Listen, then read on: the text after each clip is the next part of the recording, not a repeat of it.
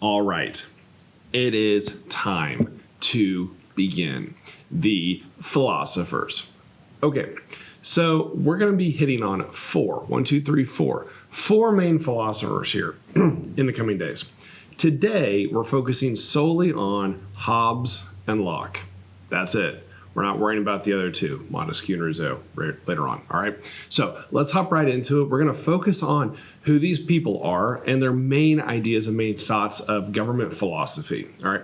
So philosophy, in this sense, is a theoretical belief of how people should function as an entity or as an organization of some sorts. A lot of it's based on theory, meaning that we don't have absolute facts to ingrain this like science. Instead, it's more along the lines of, if I study humans long enough, I can propose a theory that people are going to do this because this happened.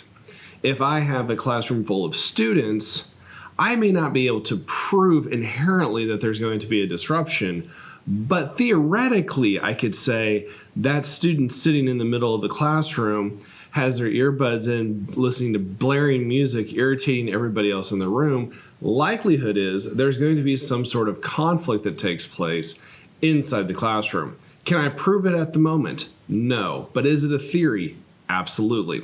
Philosophers are no different. They're creating this idea that there is a theory on why people function the way they function and why society functions the way that it functions. Okay, so to begin with, let's dive into Thomas Hobbes. I'm not going to bore you with the background information on Hobbes, like when he was born, who his friends were, all that kind of stuff. Just know that he was alive in the 1600s. All right, so 1649. England, that's where he's from, was dealing with the Civil War. No surprise there. And so Hobbes creates this theory that humanity inherently, meaning that humans left by themselves, all right, strip everything away. If we put a group of humans together, no government, no system, no theme at all, they would destroy each other because humans are terrible creatures, all right? That's Hobbes' full belief, is saying that if left without order, humans will destroy themselves, which realistically, if you think about how humans function, kind of plausible even back then, right? So Hobbes creates this whole theory that revolves around the duty of the government. He believes firmly that the government's job is to ensure that order takes place, because without the order, there's no government, because there's no people, because they will destroy themselves. So Hobbes is all about, full name Thomas Hobbes. Hobbes' full thing is about understanding that humans are terrible creatures and they need order of some sort in order to function correctly, right? So his exact words were, everyone suffered from a continued fear and danger of violent death, and the life of man was solitary, poor, nasty, brutish, and short. This dude doesn't like himself, if you can figure that out, because Hobbes is a human, but Hobbes doesn't like humans. Get it? Yeah. So here's the thing about Hobbes, though. Hobbes' idea was that we needed a monarchy. We needed somebody to be in charge of us at all times, right?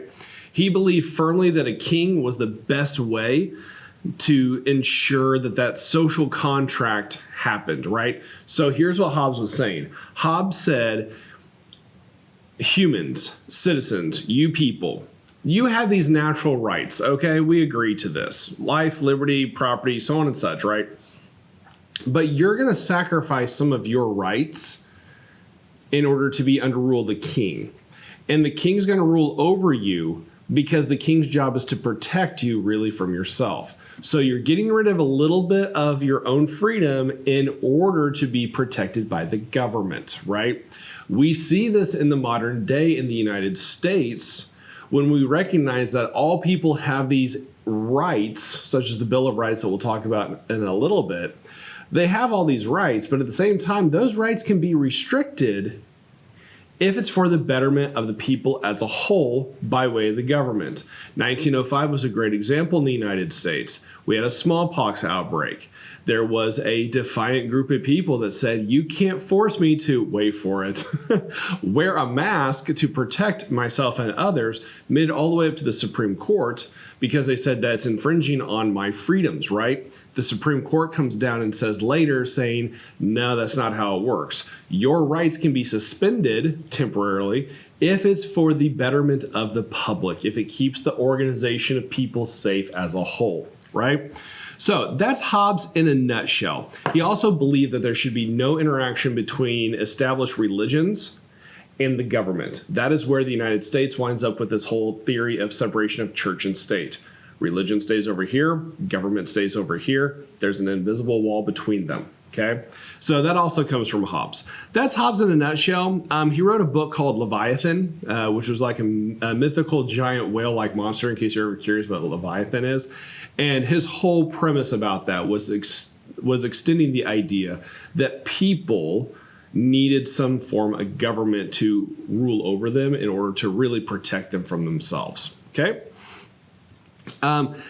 Others aren't going to see the same way he sees things, but there is one big thing that he's going to come away from it, and that's the revolution of like natural rights, like the belief that because you're human, because you're born, because you're alive, there's specific rights you have that are given to you automatically just because you exist. Okay? All right. Hobbes. Locke. Jean Locke is a little bit different in the sake of, well, he's a little bit different, but he also is like Locke. All right. So, or like Hobbes. First of all, Locke said that there are natural rights, life, liberty, and property. Now, he held property at the highest level. He said that if you own property, you had all the rights. They can't take it away from you. They can't control what you do with the property as long as it doesn't infringe or mess with somebody else, right? Property was high for Locke. So he also, he disagreed with Hobbes in relation of the social contract. Social contract, it was an agreement among the people, but between them and the sovereign king, right? So according to Locke, natural rights of individuals limited the power of the king, meaning that as long as these citizens have these imaginary rights that we're talking about, they limit the power of the king. So the king or whoever's sovereign in charge, meaning whoever's in charge was limited on their authority based on the people that they were governing over. So really what it meant was the power really fell into the hands of the people. We see this very clearly in the Declaration of Independence, because he also goes on to say that if the sovereign, when I say sovereign, I mean the leader, all right? If the sovereign violated those rights, all right, restricted the rights of the citizens as a whole had a given right to overthrow that government, to get rid of the government, to rebel, to revolt, to throw it away, right? We see that very clearly in the Declaration of Independence when the founders are coming out and saying, yeah, you didn't do your job, king, and we as citizens and we as humans have a right to rebel and reject you immediately because you didn't take care of us like you were supposed to. That was pulled directly from Locke, right? He did speak out against the freedom of thought, speech, and religion, which was kind of weird. He believed that property to be the most important natural right. One thing to know about Locke, though, he also firmly believed this, and this is where we'd say this is a fallacy or a mistake or we don't agree with in the modern day. He said that those who didn't have property were unfit to make rules and guidance in society or participate in government. So, in other words, if you didn't own property, you didn't have a right to participate in this system. Today, we look at that and go, no, that's not how it works. Like a human is a human. They can take care of themselves inside the government. But know that Locke was one of the first ones to say, if you don't have property, you can't participate. The United States adopts that same concept when it talks about all men being equal. We already know this. It wasn't all men. And the big thing was the only people that could really do anything in the government in the early years of the United States were people who owned property. So that's a reoccurring theme about how important property is. The other thing, one of the things that makes Locke notably different than Hobbes was the fact that Locke favored a representative government. So instead of it saying like there's a king, there's one person, they're in charge of everything, Locke said the government should be represented. It should be represented by groups of people that are working together to establish norms for our society. Now, in England, they're referred to as the House of Lords and House of Commons. Let's not get mixed up in that. Realistically, we adopt this concept when we create Congress, when we have the House of Representatives and we have the Senate.